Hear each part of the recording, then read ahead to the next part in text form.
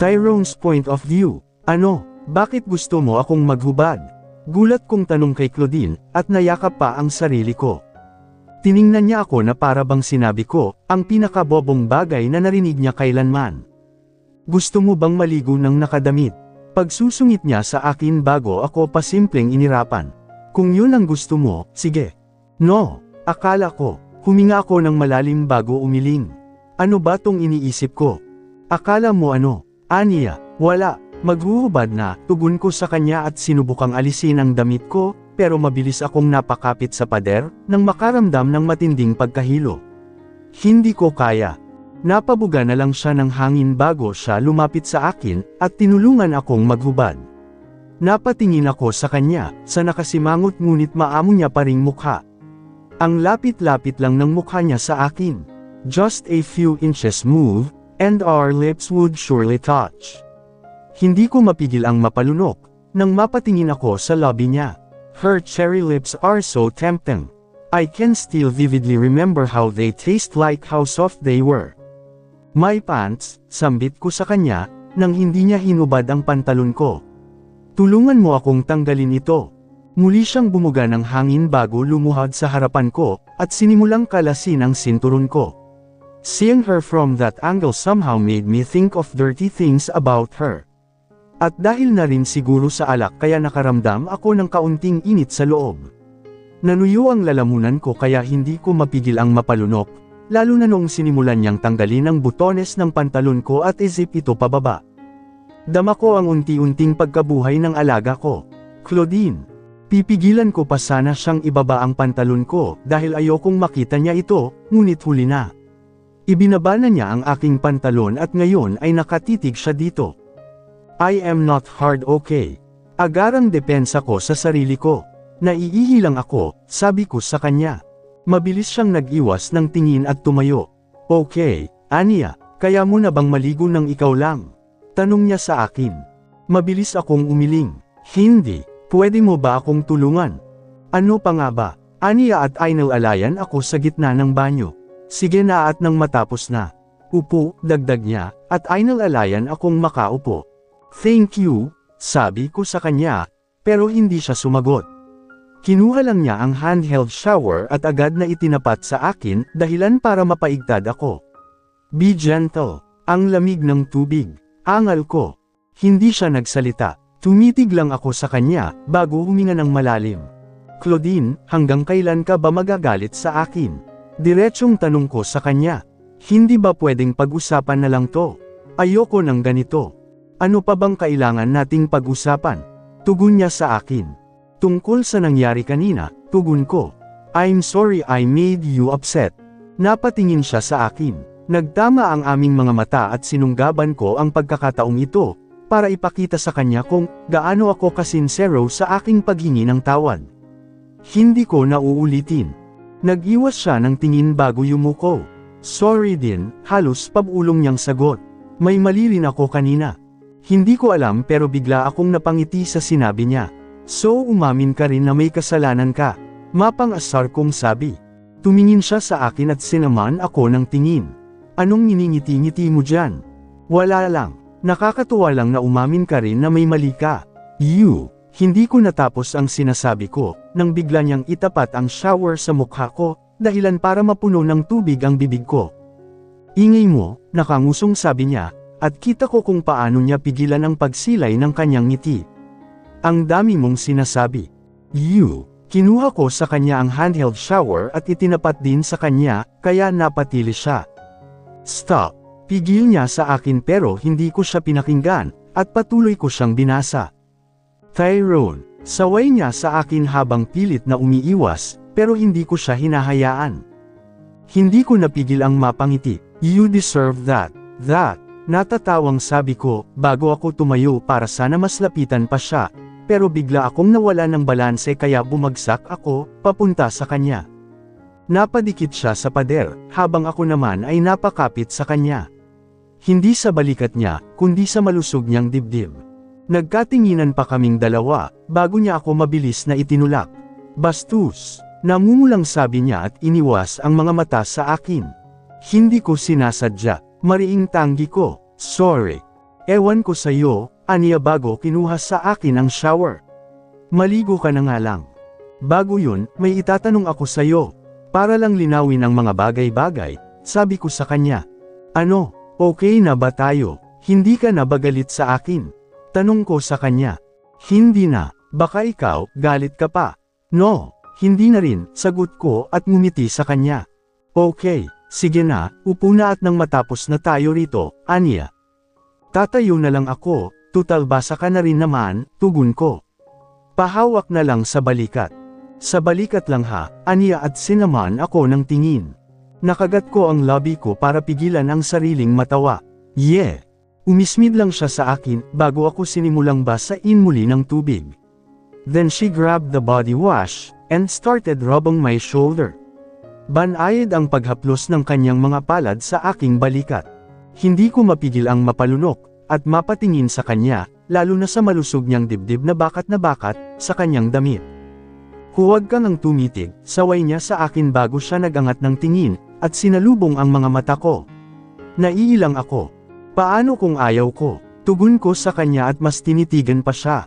Muli akong napalunok, bago ko ipinatong ang palad ko sa balikat niya. Anong gagawin mo kung ayaw kong tumigil na titigan ka? Hindi ako nakikipagbiruan sa iyo ha. Hindi ko na siya pinatapos sa sasabihin niya.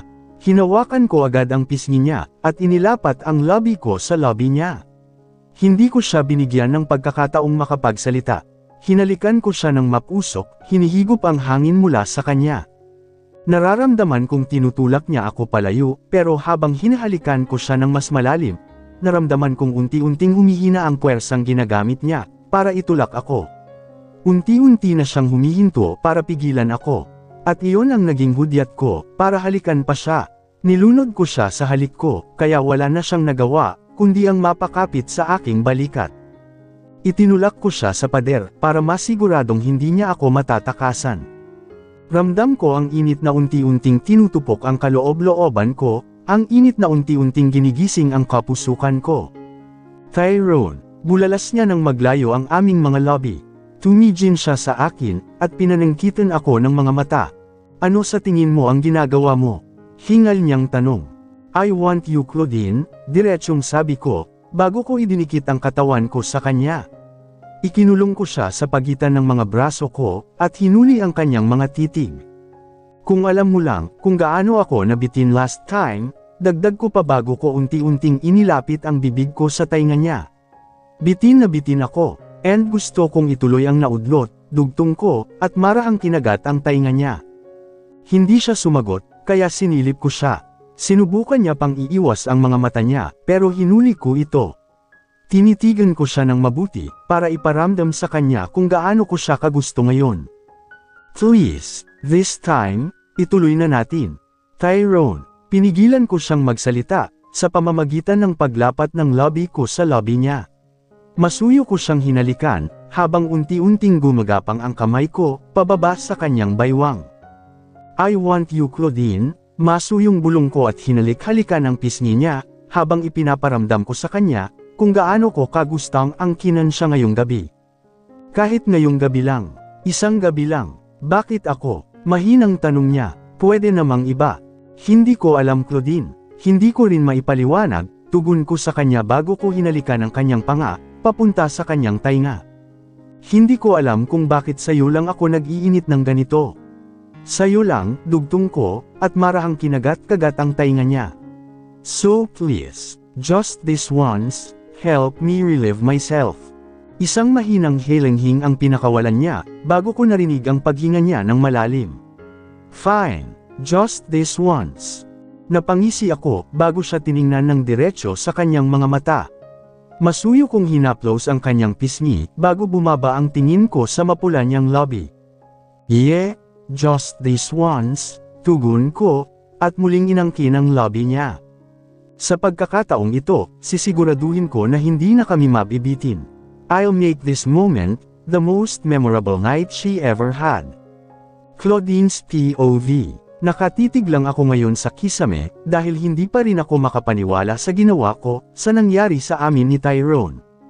Hindi ko maiwasang pag-alitan ang sarili ko, dahil sa pagiging marupok, sa pagiging madaling bumigay. Ilang pang-aakit lang, ay bumigay na agad ako. Ilang pakiusap lang, ay pumayag na agad ako. Dismayado ako sa sarili ko, oo. Dahil ako mismo ang gumagawa ng mga bagay-bagay, na ikakakomplikado ng sitwasyon namin. Napabuga na lang ako ng hangin bago tiningnan ng anak ko, na mahimbing nang natutulog at walang kamalay-malay, sa ginawa naming kababalaghan ng ama niya. Pagkatapos, ay lumagpas ang tingin ko kay Tyrone, na nakayakap kay Charlie. Mahimbing na rin ang tulog nito, at dinig ko pa ang mahihina nitong mga hilik. Pareho silang nakangusong ng anak ko, habang payapang natutulog. Mukhang tipikal, masaya at mapagmahal na pamilya kami ngayon. Pero alam kong hindi yun mangyayari. Sa oras na malaman ni Tyrone ang totoo, tiyak na ilalayo niya sa akin ang anak ko, at isusumpa niya ako sa pagtatago ng lahat sa kanya. Ano ba tong pinasok ko? Marahan akong pumikit at huminga ng malalim. Kailangan ko ng matulog dahil may trabaho pa bukas. Sunod-sunod na ang mga araw na wala akong maayos na tulog, at hindi ito makakabuti sa katawan ko. Kailangan ko pang gumising ng maaga bukas, para maghanda ng almusal. Hindi ko alam kung anong oras na akong nakatulog. Ni hindi ko nga masabi kung nakatulog ba ako ng mahimbing, dahil dama ko pa rin ang pagod at antok. Kay hapdi rin ang mga mata ko, at kanina pa ako hikab ng hikab, habang nagluluto ng almusal. Wow, ang bango! Napalingon ako sa likuran ko, nang marinig ko ang boses ni Charlie. Pagtingin ko, ay buhat-buhat siya ni Tyrone. Nakasakay siya sa balikat ng ama, nagulo-gulo pa ang buhok. Pero ewan ko ba, mas bagay sa kanya ang magulong buhok. Mas lalo siyang gumagwapo. Good morning, mommy. Nakangiting bati ni Charlie sa akin. Good morning anak, tugon ko at matamis na ngumiti sa kanya. Good morning Claudine, malambing na bati sa akin ni Tyrone, at tipid na ngumiti. Good morning, tugon ko at iniwasan ang kanyang mga mata. Inilipat ko ang atensyon ko sa niluluto at hindi napigil ang makagat ang lobby, nang makaramdam ako ng mumunting kilati sa aking tiyan, kasabay ng bahagyang pag-iinit ng aking pisngi. Malapit na to, set up nyo na ang mesa, utos ko na lang, para lumayo sila sa akin. Hindi ko mapigil ang mailang kay Tyrone. Hindi ko alam kung paano ko siya haharapin at kakausapin ng normal, matapos ng nangyari sa amin. Iniisip ko pa lang kung paano ako nag-enjoy at magmakaawa sa kanya, ay pakiramdam ko'y mahihitstroke ako sa init ng mukha ko. Nakakahiya. Pinag-awayan pa namin ang tungkol sa bitinang naganap noong nakaraan, yet we still had it last night. Kinain ko ang mga sinabi ko sa kanya, at kinain naman niya ako. I mean ang mga sinabi niya rin. Napailing na lang ako at namula sa mga naisip. Nahihibang ka na ulap. Ihahain ko na sana ang almusal, nang makatanggap ako ng tawag mula kay Raquel. Hello sis. Masiglang bungad niya sa akin. Good morning. Good morning sis. Napatawag ka. Tanong ko. Nami-miss ko na kayo ni Charlie. Hindi ako sanay na hindi kayo nakikita rito, paglalamang niya. Kumusta kayo dyan? Kinakaya mo pa ba? Napabuga na lang ako ng hangin sa sinabi niya. Kinakaya ko pa naman dito sis. Ang hirap, pero laban lang. Si Charlie, kumusta? Nagkasundo ba sila ng daddy niya? Magkasundo, gustong-gusto niya si Tyrone, paglalahad ko bago muling bumuga ng hangin. Natatakot nga ako na baka ma-attach ng gusto ang bata eh. Sabihin mo na lang kaya kay Tyrone ang totoo. Malay mo Hinding-hindi ko gagawin yun, mariing putol ko sa sinasabi niya, bago napahigpit ang pagkakahawak sa cellphone ko. Hindi ko sasabihin sa kanya ang totoo, dahil alam ko kung anong mangyayari. Sis, malay mo pala. Hindi ko nga sasabihin kay Tyrone Raquel. Hindi ko na napigilan ang pagtaas ng boses ko, pero agad din akong nagilty sa biglaang pagtaas ng boses ko. Sorry, masyado lang akong iritado lately. Anong hindi mo sasabihin sa akin? Natuod ako sa kinatatayuan ko, nang marinig ko ang boses ni Tyrone sa likuran ko.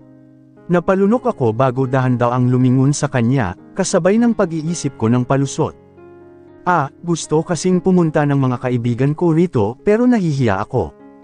Then let them, casual niyang tugon, Leon lang ba? Aniya at tumitig ng diretsyo sa mga mata ko. Oo, yun lang, pero nakakahiya pa rin sa'yo.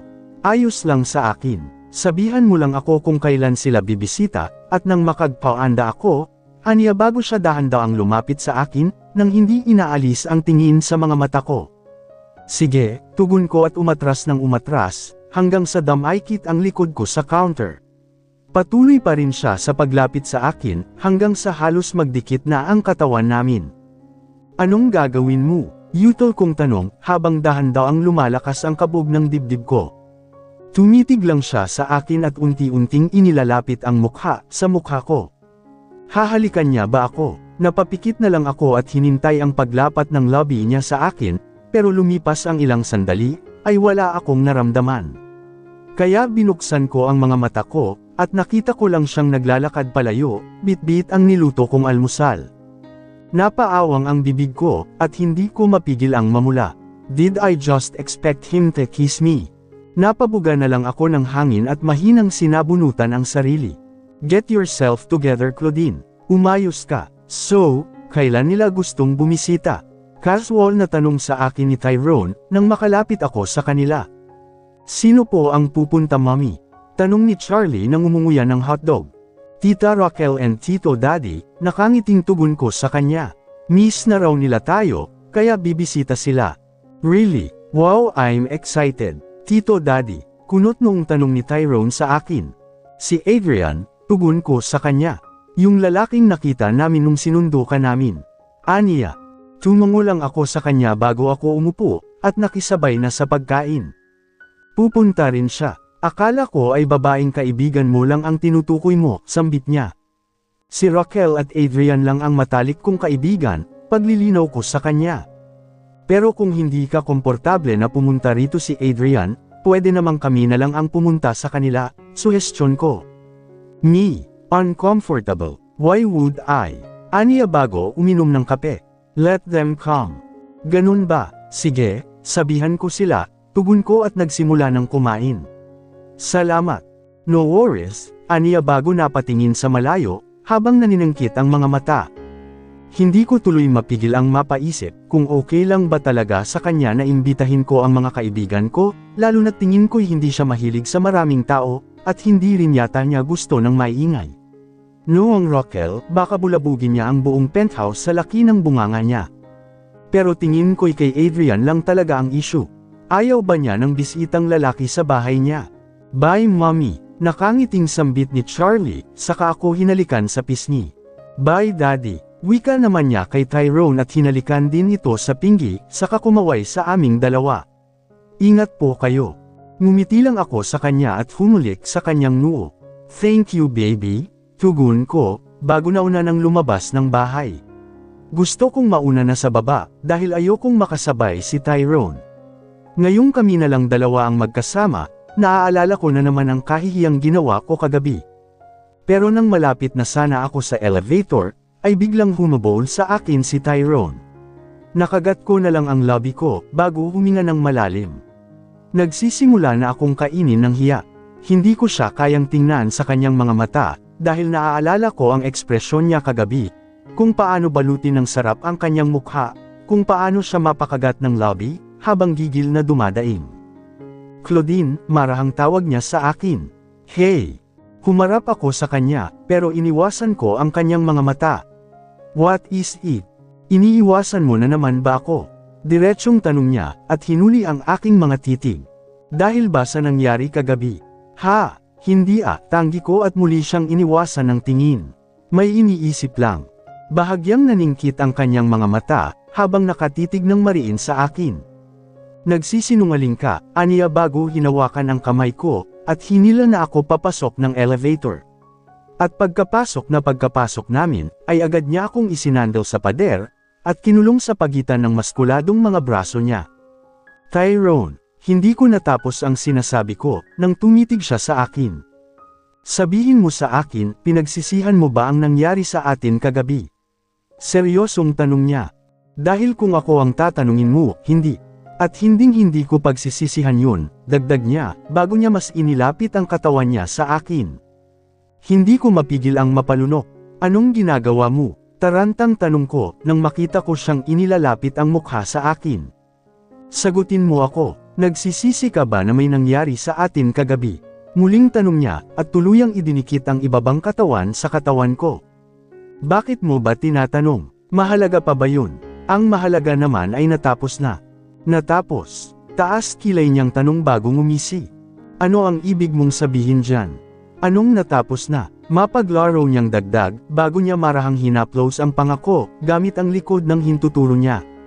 Pinagbigyan na kita Tyrone. Nakuha mo na ang gusto mo, tugon ko at pilit na tinategan ang loob at boses ko, kahit naramdam ko na ang pagkataranta ng katawan ko dahil sa distansya naming dalawa, at titig na ipinupukol niya.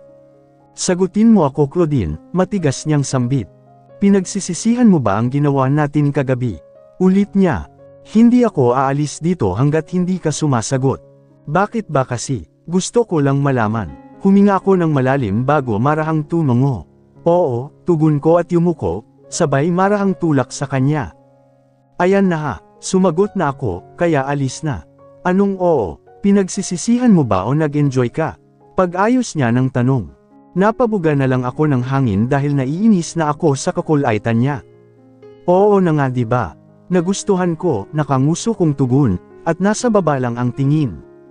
Okay, great, aniya bago siya lumayo sa akin. That just gave me an assurance, pahabol niya, bago inayos nagpagkakatindig. Kunot-nuo akong tumingin sa kanya. Anong ibig mong sabihin? Ngumisi siya sa akin. That gave me an assurance, that you'll have fun next time we do it. Ha, next time. Mabilis siyang tumango. Yep. Next time. Nakatitig lang ako sa screen ng computer. Hindi ko alam kung ilang oras na akong wala sa sarili. Hindi ko maiwasang isipin ang mga mapaglarong salita ni Tyrone kanina. At parang hindi siya nagbibiro. Mukhang may balak talaga siyang ulitin ang ginawa namin. Napabuga na lang ako ng hangin. Hindi ko hahayaan na may mangyari ulit sa amin. Sisikapin kong tumanggi kung sakaling magyaya siya. Kahit na alam kong mahirap, ay sisikapin ko. Bakit ba kasi ako pa ang napagtripan niya? Hindi ko alam kung bakit sa'yo lang ako nag-iinit ng ganito. Napailing ako nang maalala ang sinabi niya kagabi. Nakagat ko na lang ang labi ko dahil hindi ko talaga inasahang mapupunta ako sa sitwasyong to. Ang gusto ko lang ay takasan siya para itago sa kanya ang anak namin. Pero bakit ganito? Bakit tila sa bawat araw na nakakasama ko siya, ay lumalabo ang rutang palayo sa kanya? Natigil ako sa pag-iisip nang biglang bumukas ang pinto, and there, I saw Cassandra in her crimson dress. Diretso siyang nakatingin sa akin, habang humahakbang siya palapit. Hindi man lang niya ako hinayaang magsalita, basta na lang siyang umupo sa katapat kong upuan. What brings you here, Miss Cassandra? Casual na tanong ko sa kanya. Mr. Vanderbilt is not here. Alam ko, mabilis siyang tugon. At iyon nga ang dahilan kung bakit ako nandito, aniya, at tumingin ng diretsyo sa mga mata ko. Ikaw ang sadya ko Claudine. Pero huwag kang mag-alala, hindi ako nandito para sa makipag-away. Gusto lang kitang makausap. Puno ng pagdududa akong tumingin sa kanya. Ano naman pong pag-uusapan natin? Tanong ko, bago inayos ang pagkakaupo. Inihahanda ko lang ang sarili ko, kung sakaling sabunutin niya ako. Tungkol ito sa inyo ni Tyrone, diretsyong sabi niya, bago inayos ang pagkakaupo. She graciously put his leg over the other before crossing her arms at me. Paano mo nagawang makasama siya ng ganito katagal? Nagkaanak pa talaga kayo? Magre-react na sana ako kung paano niya nalamang may anak kami, nang maalala kong parte nga pala yun ng pagpapanggap namin. Dahil mahal ko siya, diretsyong sabi ko. That's why. Mahal mo siya. Hindi makapaniwalang sagot niya. Napailing siya, bago nakangising tumingin sa akin. Have you seen his dark side? Kumunat ang noo ko sa sinabi niya. Ano bang pinagsasasabi mo? Kung ang tinutukoy mo, ay ang pagiging maikli niya ng pasensya, wala akong problema roon. Naiintindihan ko siya kung saan siya nanggagaling, paliwanag ko. Doon na siya tuluyang natawa. It seems like, hindi mo pa talaga kilala si Tyrone. Napapaisip tuloy ako kung totoo ba ang lahat ng mga sinabi niyo sa akin, aniya bago tumingin ng diretsyo sa mga mata ko. O baka naman, magaling lang siyang magtago ng dark side niya. Ano bang pinapanto mo Cassandra? Hindi ko na napigil ang itaas ang boses ko. Sabihin mo lang. Well, napapaisip lang kasi ako. Tumayo siya, at dahan daw ang lumapit sa akin. Lumapit siya, nanliit ang mga mata niya sa akin. Totoo ba talaga ang pagsasama niyo, o niloloko niyo lang ako? Naikuyong ko ang kamay ko. Totoo ang lahat, Cassandra. Kung hindi mo kayang tanggapin, pues, hindi na namin problema yon. Tingnan mo ako sa mga mata ko at sabihin mong mahal mo siya, mabilis niyang sabi, at seryosong tumitig sa mga mata ko. Mahal ko siya, walang pag-aalinlangan kong sabi.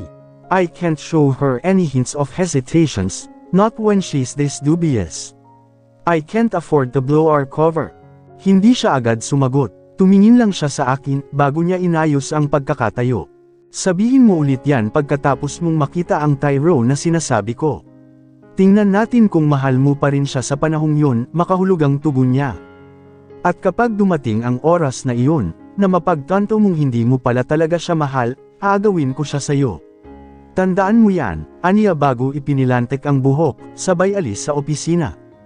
Narinig kong dumating si Cassandra kanina, bungad na sambit ni Tyrone, nang makabalik siya mula sa meeting. Anong ginawa niya sa'yo? Dagdag niya, bago lumapit sa akin. Umupo siya sa gilid ng desk ko, at tiningnan ako sa mata. Sinaktan ka ba niya? May mga sinabi ba siya sa'yo? Sunod-sunod niyang tanong. Hindi naman. Nag-usap lang kami, casual na tugon ko, at hindi napigil ang mailang sa titig na ibinibigay niya sa akin. Tungkol sa atin, sagot ko, at inilipat na lang sa screen ng computer ang tingin. Nagdududa pa rin siya sa relasyon natin. Pagkatapos, tanong niya sa akin kung mahal ba talaga kita. So, anong sinabi? Sabi ko, oo, mahal kita, tugon ko at tiningnan siya sa mata. Mahal mo ako. Kumunat ang noo ko sa sinabi niya. Alangan namang ang sagot ko ay hindi. Edi na booking tayo. Magiging walang kwenta ang mga ginawa natin. Oh, tama, good, aniya bago bumalik sa table niya. Nga pala, naisipan kong ilabas si Charlie. Pag-iiba niya ng usapan. Saan mo naman siya dadalhin? Sa amusement park. Sabi niya hindi pa siya nakakapunta sa amusement park, so aniya at tipid na ngumiti sa akin. Okay lang ba sa'yo? Oo naman, mabilis kong tugon. Hindi na ako nag-isip pa, dahil alam kong gustong-gusto ng anak kong makapunta roon. Update nyo lang ako. Anong pinagsasasabi mo? Kasali ka, sasama ka sa amin, aniya. Hindi kami makukumpleto kung wala ka. Family outing ito. Ang sarap sanang pakinggan kung yun talaga ang mangyayari, pero hindi It's just an act. Sige, how about isama na lang din natin sina Raquel at Adrian? Sigurado akong magugustuhan ni Charlie na nandoon ang tito at tita niya. Hayaan mo muna akong makipagkita sa kanila, aniya. Gusto ko muna silang makilala, dagdag niya. Alam mo namang hindi ako gaanong komportable sa mga tao. Marahan akong tumango. Sige, sa Saturday papupuntahin ko sila sa penthouse. Tapos sa Sunday naman, doon na tayo lumabas. At ikaw ang magpapasya kung isasama ba natin sila o hindi. Okay. Tumango lang ako at ibinalik na ang atensyon sa ginagawa. Pero matapos lang ang ilang minuto, ay muli niya akong tinawag. Bakit? Tanong ko, tungkol sa unang task na ibinigay ko sa iyo, panimula niya. Bahagyang kumunat ang noo ko, dahil hindi ko alam kung anong tinutukoy niya. Tungkol sa anak ko at sa ina niya. Dagdag niya, at doon na ako napatango. Hindi ko maintindihan kung bakit bigla na lang akong kinabahan. What about them? Tanong ko at pasimpleng huminga ng malalim para pakalmihan ang sarili. I'll clear your workload next week, at gusto kong ipagpatuloy mo ang paghahanap mo sa kanila, tugon niya.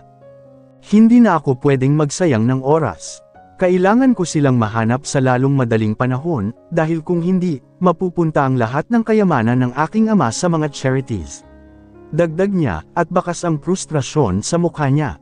Gawin ang iyong makakaya upang makahanap ng anumang mga lead. Napatitig lang ako sa kanya, at dismayadong napangiti. I knew it. Bakit ko pa ba naisip ang posibilidad na mabuo kami? Kung anong meron kami ngayon, it's all for show. Dahil deep inside, siya pa rin ang Tyrone na kinaiinisan ko noon, ang parehong tao na inabandona ang kanyang mga responsibilidad para sa aking anak.